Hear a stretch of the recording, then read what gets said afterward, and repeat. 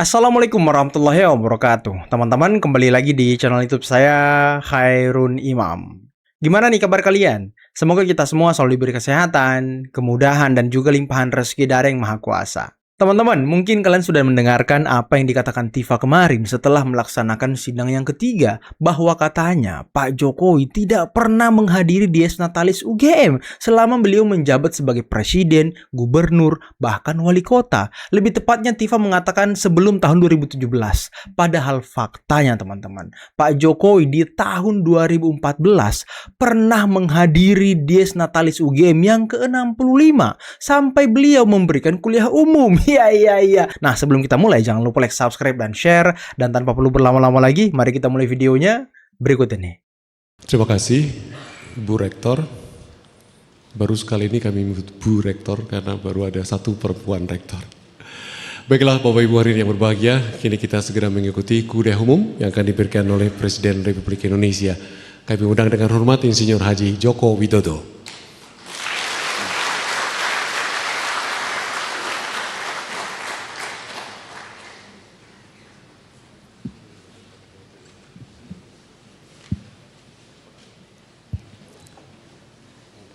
Assalamualaikum warahmatullahi wabarakatuh. Selamat siang, salam sejahtera bagi kita semuanya. Yang saya hormati para menteri, Bapak Gubernur Jogja, Ibu Rektor UGM, seluruh dekan, dosen, sivitas akademika, para mahasiswa yang pada siang hari ini hadir. Saya ingin menyampaikan beberapa hal yang berkaitan dengan tantangan negara kita ke depan, beserta program yang akan kita lakukan dalam mengatasi tantangan negara ini. Yang pertama, saya kira kita juga sadar semuanya, dan menurut saya ini adalah sudah darurat Indonesia narkoba. Perlu Bapak Ibu dan saudara-saudara ketahui bersama, ada kira-kira sudah 4,5 juta yang terkena. Informasi yang saya terima, 1,2 juta sudah tidak bisa direhabilitasi karena sudah terlanjur sangat parah. Dan setiap hari ada kurang lebih 40 sampai 50 orang Indonesia, terutama generasi penerus kita, yang meninggal karena narkoba setiap hari. Bapak Ibu bisa bayangkan, 40 sampai 50.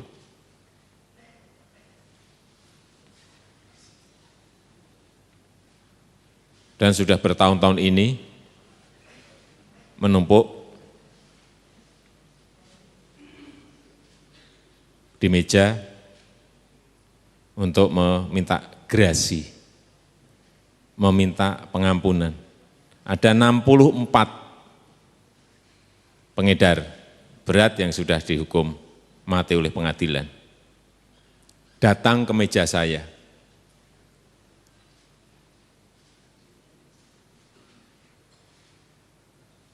Saya mau bertanya kepada Bapak Ibu semuanya, apa yang harus saya lakukan?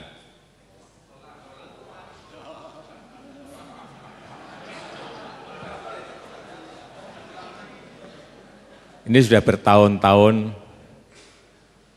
tidak segera diputuskan. Saya sampaikan, memang belum sampai di meja saya, tapi sudah muter di istana. Begitu masuk ke meja saya sudah saya sampaikan, tidak ada yang saya beri pengampunan untuk narkoba.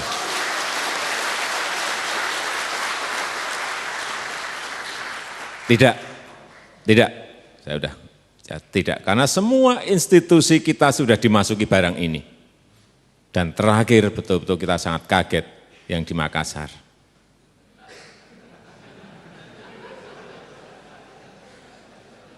Hati-hati untuk juga yang berada di ruangan ini.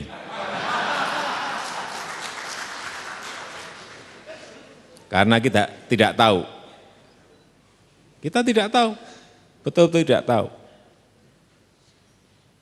Karena sudah ribuan ton masuk ke negara kita dan banyak yang diproduksi di sini. Sudah di dalam penjara bisa mengendalikan. Ini kalau saya sudah darurat. Saya sampaikan tidak ada ampun untuk masalah ini. Mungkin sebentar lagi. Ini off the record.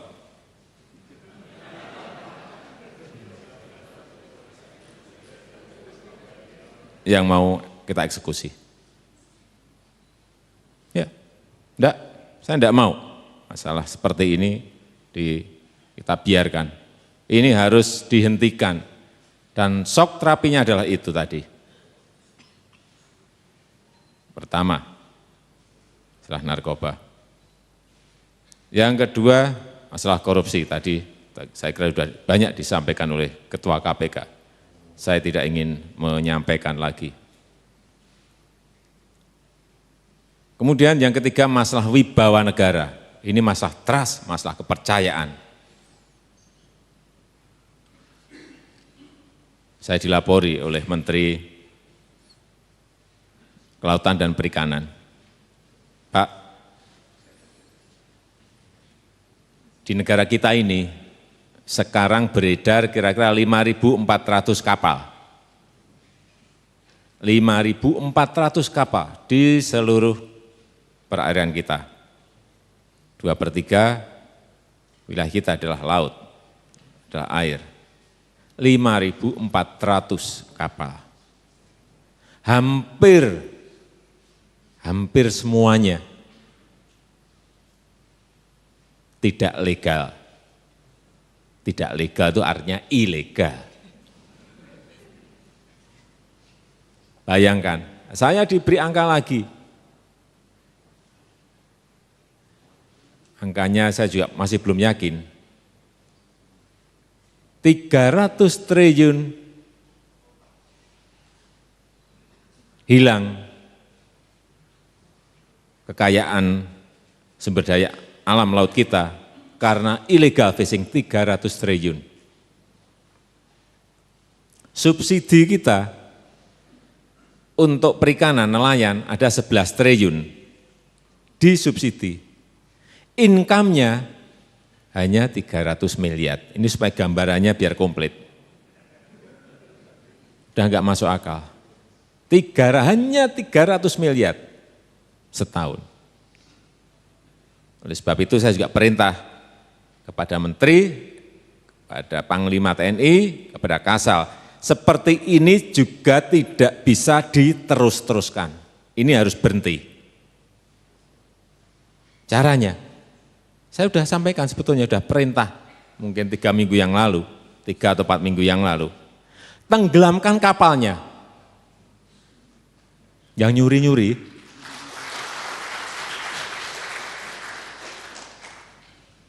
saya tunggu seminggu, 2 minggu, enggak ada yang ditenggelamkan. Saya perintah lagi, tenggelamkan. Tidak ada lagi, tapi alhamdulillah kemarin sudah dimulai. Hari apa? Jumat kemarin. Kita ini ragu-ragu terhadap hal-hal yang sudah jelas. Nelayan kita di Australia juga ditenggelamkan kok. Undang-undang kita juga jelas, boleh. Tapi ada prosedurnya.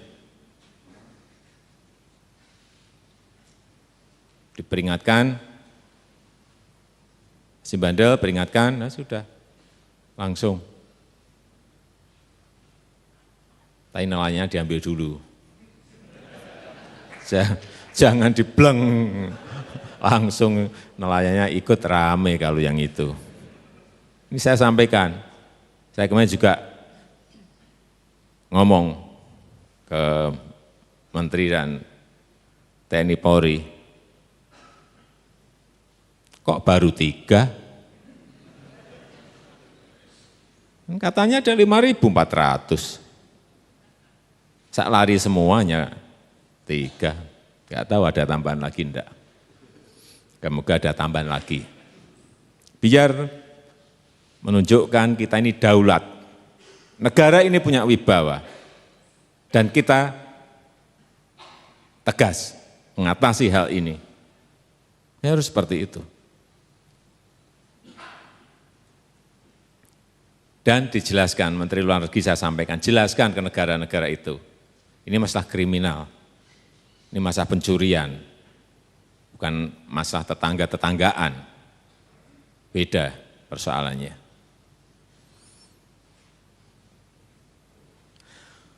Selanjutnya, problem kita ini yang bertahun-tahun kita nikmati bersama-sama, masalah subsidi BBM. Saya hanya ingin memberikan gambaran. Terus. Nah, anggaran kita 2039 triliun.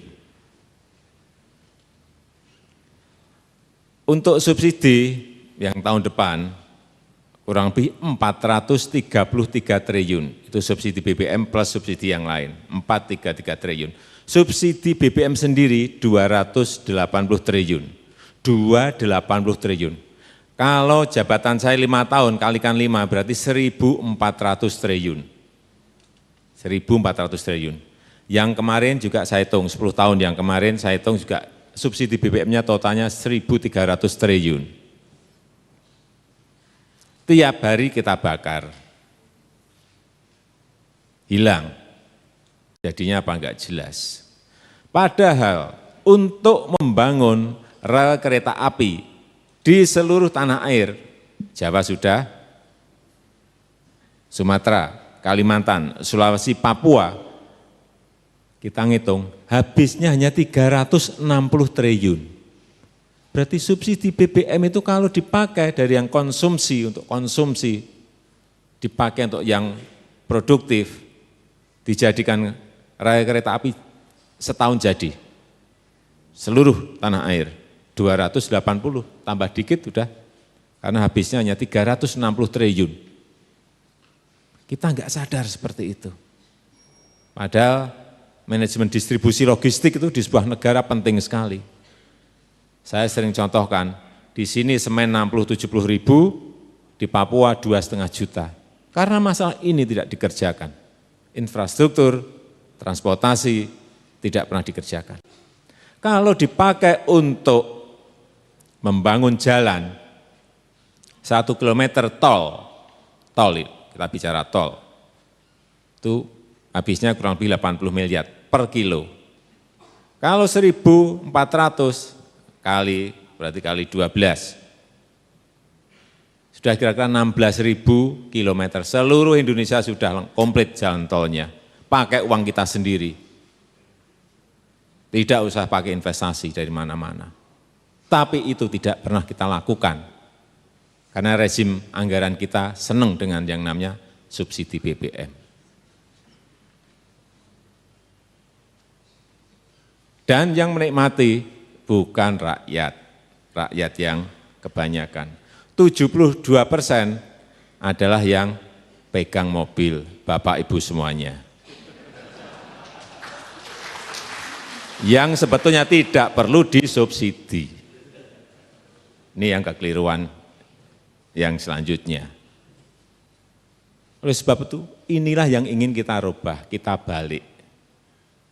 Subsidi BBM dibalik untuk usaha-usaha produktif. Dari konsumsi menjadi penggunaan-penggunaan yang produktif. Sudah sering saya sampaikan, untuk apa? Benih untuk petani,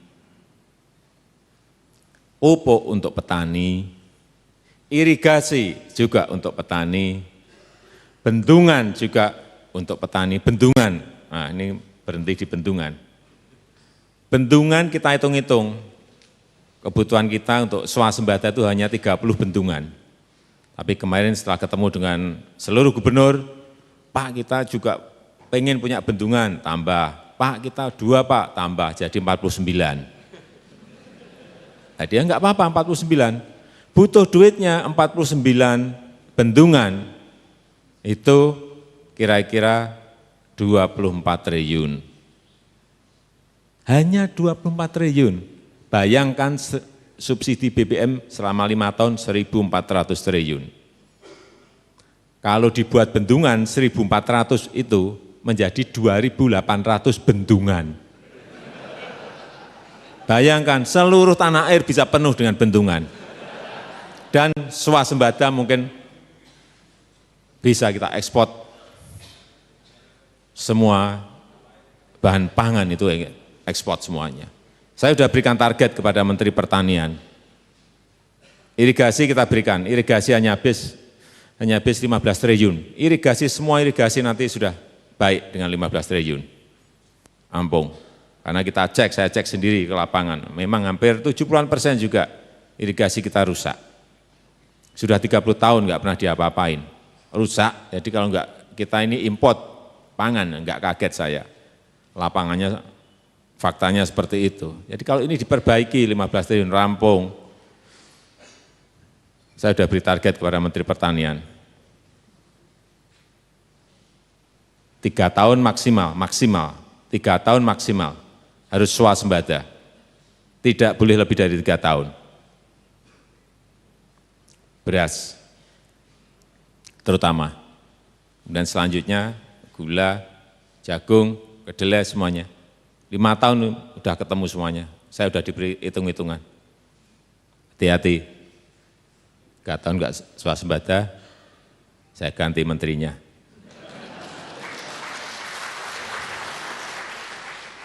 Yang dari Fakultas Pertanian bisa ngantri dulu. Kalau tidak swasembada. Tapi saya meyakini bisa. Hitung-hitungannya sudah jelas banget. Target provinsi ini dari sekian dari sekian Pak, butuhnya irigasi sekian T. Dari sekian dari sekian, sekian T. Udah, jelas sekali. Kita hanya konsentrasi kemarin hanya di 11 provinsi. Enggak di semua provinsi. Konsentrasi saja, kerja itu fokus, konsentrasi di 11 provinsi. Rampung, saya sudah diberi hitung-hitungan. Ini beras rampung, menginjak ke gula, menginjak ke jagung. Lihat lagi problemnya apa. Gula kemarin Pak JK udah muter, Menteri Pertanian muter juga, sudah ketemu juga. Kuncinya di sini, udah. Ini masalah niat dan tidak niat, karena memang ada banyak yang mengambil renta dari sini. Senang import, ada, karena ada yang senang import memang. Ya, enggak, yang di kementerian juga senang memberi izin impor, yang diberi izin juga sama, senang, enggak tahu bahwa petani kita semuanya masuk angin semuanya. Ya gula sekarang coba, gula menumpuk berapa ratus ribu ton. Saya ke Jember kan nangis semuanya. Gara-gara apa sih? Impor, enggak ada yang lain. Impor katanya untuk pabrik makanan minuman, mana di pasar semuanya ada. Saya orang lapangan, jadi jangan ngomong seperti itu. Enggak. Percaya, saya buktikan ada di pasar mana, di daerah mana, di lokasi mana, saya tunjukin, saya bisa menunjukkan itu. Ini problem kita. Tapi saya meyakini, saya sudah menyampaikan juga ke Bulog. Siap-siap Bulog, siap hilirisasi dan siap gudang. Karena saya meyakini begitu nanti produksi petani membludak, jangan sampai harga jatuh. Semuanya harus dibeli oleh Bulog. Bisa diekspor, kalau pasarnya memang bisa terima, kalau tidak hilirisasi, jadikan tepung atau jadikan barang jadi yang lainnya, setengah jadi atau barang jadi. Enggak ada jalan yang lain kecuali itu. Saya tuh malu kemarin waktu di ASEAN Summit di Naypyidaw di Myanmar. ketemu Presiden Vietnam, apa coba yang dianukan ke saya? Presiden Jokowi, kapan beli beras kita lagi?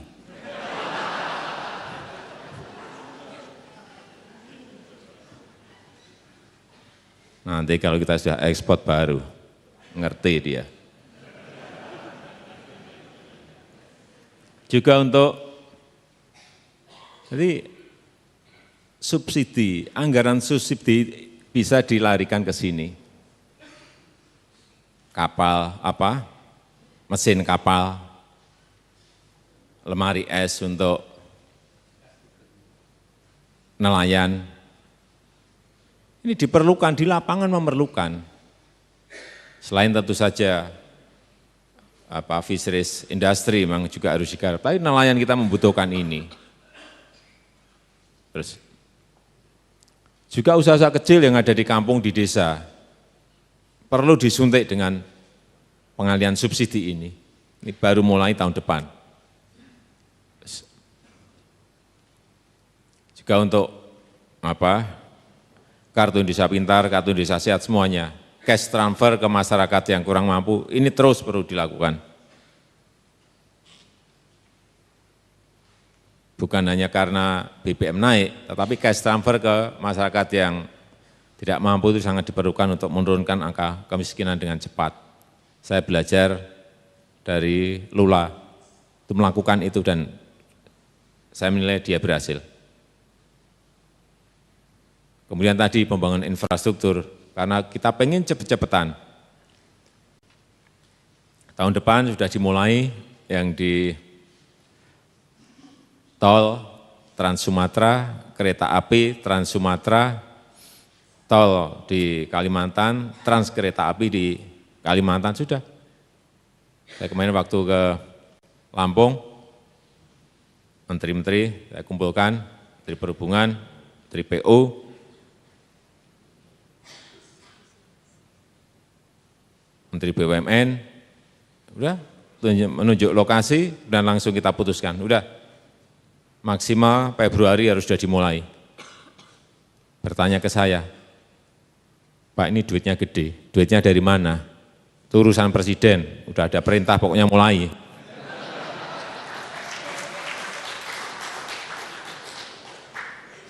Nah saya berani merintah itu masih juga tahu kan, kantongan kita ada duit berapa gitu loh. Masa berani merintah nggak ada uangnya gimana? Pasti ada. Yang orang belum tahu, menteri juga belum tahu duitnya dari mana. Tapi saya sudah tahu gitu loh. Itu bedanya menteri dan presiden di situ. Di Kalimantan juga sama, tapi kita belum memulainya. Tapi tahun depan saya pastikan, insya Allah sudah mulai. Karena problem kita di distribusi logistik. Problem semua. Banyak produksi di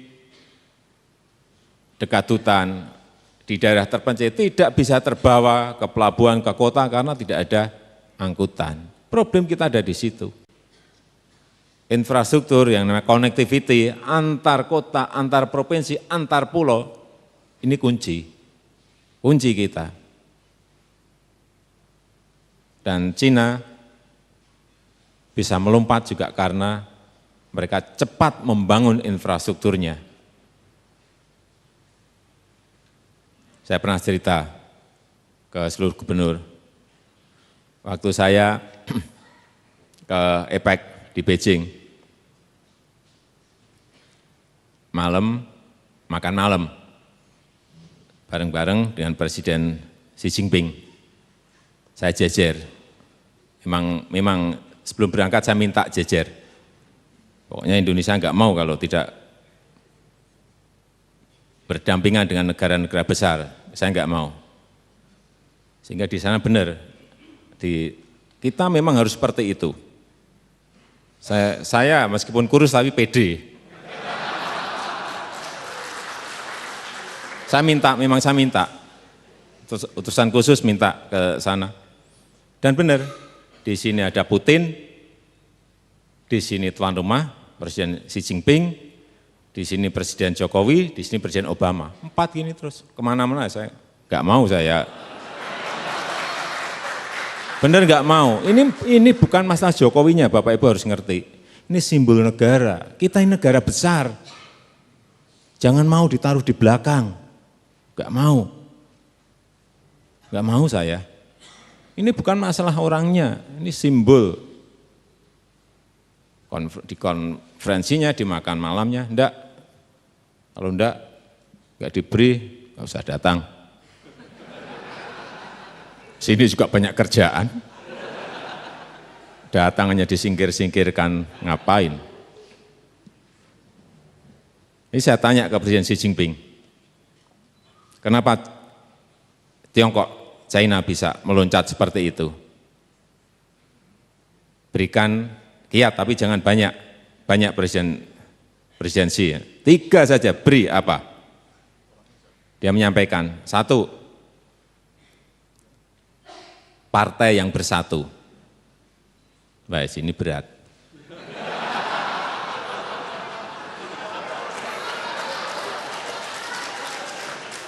Iya, dia menyampaikan, partai yang bersatu. Terus yang kedua, harus punya visi besar, punya gagasan besar. 50 tahun, 100 tahun, harus punya. Itu. Setelah ketiga, infrastruktur bangun secepat-cepatnya. Jangan mikir dari mana duitnya. Ya, dia menyampaikan itu. Karena dengan itu, pertumbuhan ekonomi cepat. Yang sulit hanya yang tadi ini. Yang 2 saya yakin yang 2 ini kita bisa melakukan. Oleh sebab itu kenapa infrastruktur terus kita kejar. Pelabuhan, kita akan bangun 24 pelabuhan. Selalu orang bertanya ke saya, dari mana duitnya? Sudahlah. Saya punya, pokoknya dimulai. Nanti terakhir saya beritahu dari mana. Terus, Pak Menteri jangan dibocorkan. Enggak, nanti kalau dibocorkan nanti menteri-menteri langsung mengajukan anggaran semuanya. Saya mau konsentrasi ke yang mau kita tuju. Tanjung Priok nanti 2017 sudah bisa 15 juta TEU per tahun terus. Dan yang ini beberapa yang sudah yang potensi yang kita pilih. Tapi ini masih bisa tambah. Terus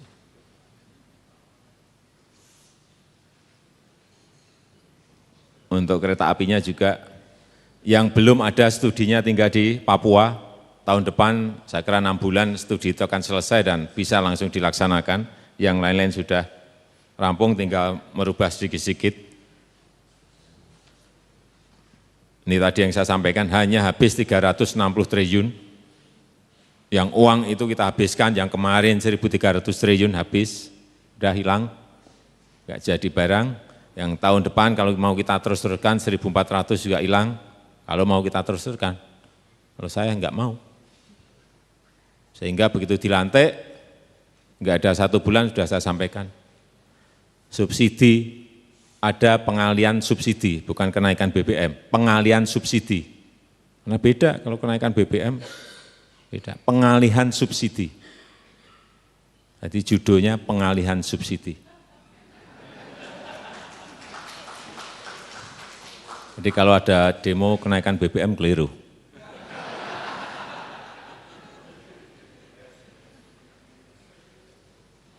Ya, kalau sudah kita terangkan seperti ini pasti akan terbuka. Bahwa kita memang harus menuju ke sini. Terus. Ya, transportasi massal di kota-kota yang sudah macet itu harus dimulai. Kalau tidak, saya berikan contoh di Jakarta. 26 tahun yang lalu rencananya sudah selesai, tapi tidak diputus-putuskan. Akibatnya apa? macet ya, yang sekarang ya. Tapi yang paling berat saat pembangunan menjadi mahal sekali. Pembebasan tanah coba, harga lahan bisa 30 juta, 60 juta, 1 meter. Bapak Ibu bisa bayangkan, menggusur yang gedung, tambah gedungnya lagi bisa ratusan juta.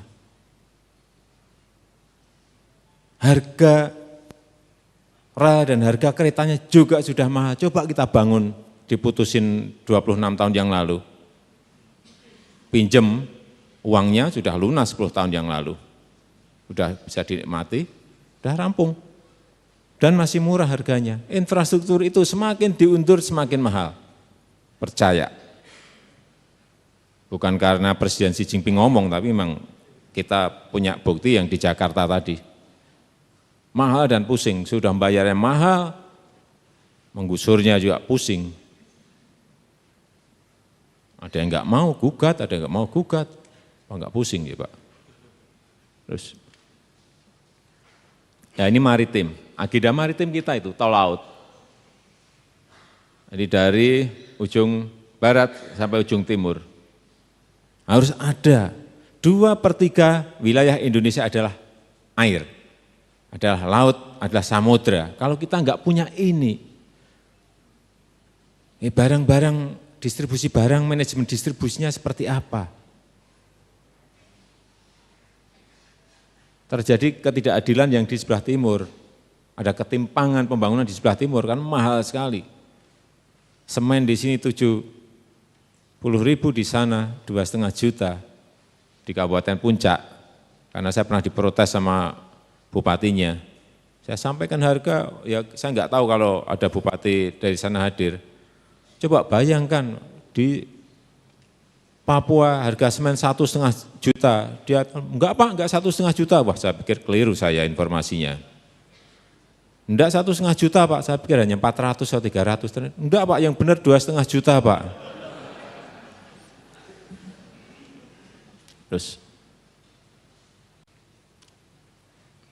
ini semen. Ya, kalau ngangkutnya dengan kapal-kapal besar seperti itu, atau memang di sana dibangun pabrik semen sekalian. Dan problem lapangan kita sekarang ini adalah listrik. Di semua pulau, di semua provinsi ada problem besar di listrik. Biarpet. Padahal kita ini adalah kaya batu bara, ada batu bara, minyak, gas, semuanya ada. Ada angin, ada matahari semuanya. Tapi kita biarpet, batu bara kita habis semuanya diekspor. Negara yang menjadi tujuan barang itu terang benderang. Kita yang punya malah biarpet. Logikanya enggak masuk kalau saya. Mestinya di sini dirampungkan dulu. Kebutuhan di dalam negeri diselesaikan dulu. Sisanya baru untuk income negara diekspor. Mestinya seperti itu strategi negaranya, strategi bisnisnya. Ini yang ingin kita kejar. Tapi problemnya, ini target kita dalam 5 tahun 35.000 megawatt. Tapi tidak mudah mencapai target itu. Karena apa? Setelah kita cek lapangan, problemnya di pembebasan tanah. Problemnya juga di perizinan yang lama. Ini yang mau kita potong. Izin pembangkit listrik sampai 4 tahun, sampai 6 tahun. Apa kita kuat biarpet gitu terus sampai itu baru izinnya, bangunnya kira-kira 3 tahun. Sehingga ini yang kita kejar terus, siapa yang membuat izin, siapa yang memperlambat izin, mengapa pembebasan tanah menjadi lama, itu yang kita kejar. Dan insya Allah dalam 3 tahun ini akan ngebut untuk menyelesaikan ini, karena ini nanti menyangkut pertumbuhan industri, pertumbuhan manufacturing semuanya, karena ada listrik. Terus, kita semuanya defisit. Problem kita juga ada di sini, pembebasan lahan. di semua, baik untuk tadi pembangkit listrik, juga untuk jalan tol, untuk jalan semuanya, ada problem di sini. Artinya apa? Ada problem regulasi, ada problem peraturan-peraturan yang menghambat di sisi ini. Ini yang mau kita rubah semuanya. Peraturan yang simple sehingga lapangannya bisa dikerjakan dengan cepat. Terus. Ini yang saya contohkan di Jakarta Outer Ring Road. Ini proyeknya sudah 15 tahun yang lalu berjalan, kemudian berhenti kira-kira 8 tahun yang lalu karena 1,5 kilo tidak bisa dibebaskan. Karena 143 KK tidak mau dengan ganti rugi. Tapi sudah kita selesaikan tahun yang lalu. Ini saya datangi 4 kali, saya ajak makan rampung.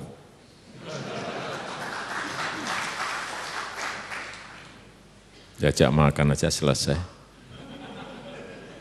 Tapi nunggunya 8 tahun. Ini sekarang sudah selesai, sudah dipakai 7 bulan yang lalu. Terus. Ini yang kita nanti akan bangun National One Stop Service. Biar izin bisa cepat, lapangan pekerjaan menjadi semakin banyak, dan pertumbuhan ekonomi kita menjadi baik. Reformasi birokrasi, semuanya di tempat-tempat yang berkaitan dengan pelayanan publik itu harus berani kita reformasi. Kalau enggak ya kita akan seperti ini terus. Problem-problemnya jelas kita ini. Masalah-masalahnya apa sudah teridentifikasi semuanya. Di migas apa, di perikanan kelautan apa, semuanya sudah kelihatan. Di PLN apa, semuanya kelihatan. Hanya memang ini kan perlu waktu. Dan Bapak Ibu semuanya harus berhitung. Saya kan baru 2 bulan jadi presiden. Jangan dipikir sudah 3 tahun atau 4 tahun, baru 2 bulan. Saya kira itu yang bisa saya sampaikan pada kesempatan yang baik ini. Gambaran secara makro maupun problem-problem mikro yang ada, tapi kami meyakini dengan dukungan seluruh masyarakat, apa yang menjadi cita-cita bersama, negara yang adil, makmur, dan sejahtera itu bisa kita capai asal kita bersama-sama membangun negara ini. Terima kasih. Wassalamualaikum warahmatullahi wabarakatuh. Mohon maaf, mohon Bapak Presiden tetap berada di tempat. Bu Rektor akan memberikan cenderamata kepada Bapak Presiden.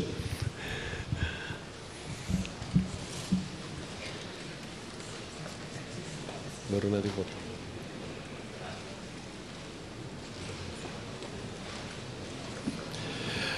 Kelihatannya cukup banyak yang diberikan ini Bapak Jokowi. Yang pertama foto lama, foto UGM pada waktu masih berada di Kompleks Keraton Yogyakarta, masih tertulis Universitas Gajah Mada.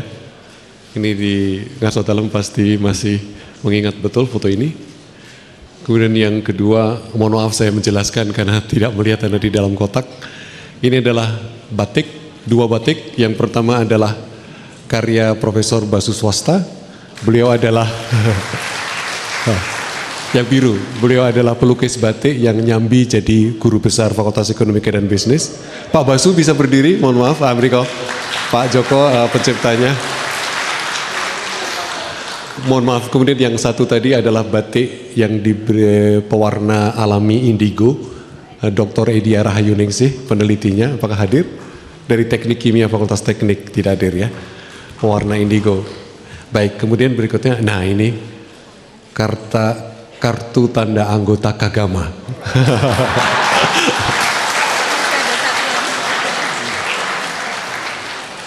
Yang ditandatangani oleh Ketua Umum yang baru, Mas Ganjar Pranowo. Dan yang terakhir adalah buku putih UGM. Ada beberapa karena namanya buku putih, jadi semua harus putih. Ya.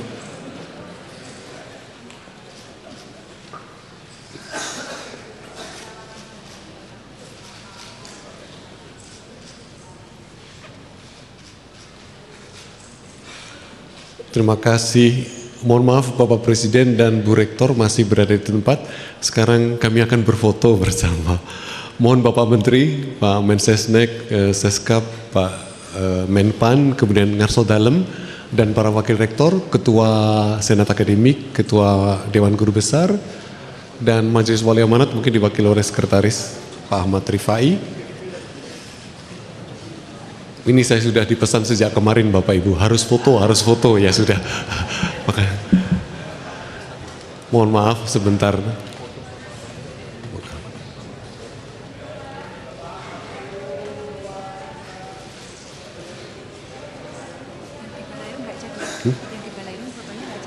Nanti bisa improvisasi aja. Terima kasih, terima kasih.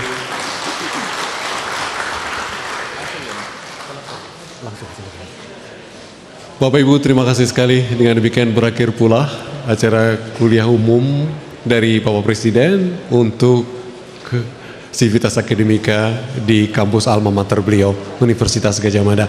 Kami ucapkan terima kasih. Berikutnya Presiden Republik Indonesia meninggalkan tempat acara.